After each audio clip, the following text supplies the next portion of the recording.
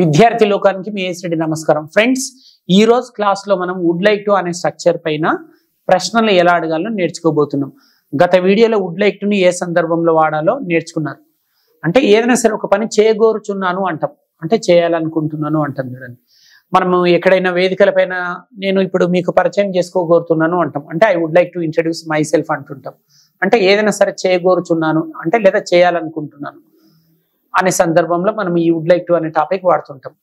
So దీంట్లో would అనే helping verb వాడి ప్రశ్నలు అడగాలి, అంటే వుడ్ తోటి అడగాలి.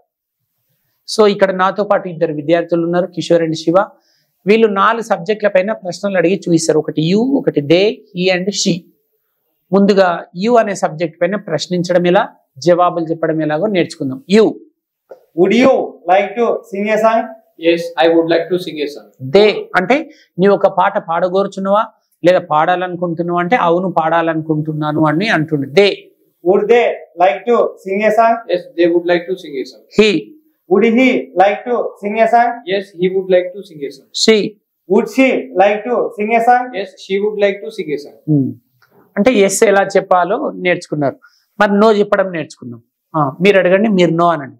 You, Would you like to sing a song? No, I would not like to sing a song. They, Would they like to sing a song? No, they would not like to sing a song. He, Would he like to sing a song? No, he would not like to sing a song. She. Would she like to sing a song? No, she would not like to sing a song. So ఈ topic లో would అనే helping verb వాడి ప్రశ్నలు అడగాలన్నమాట.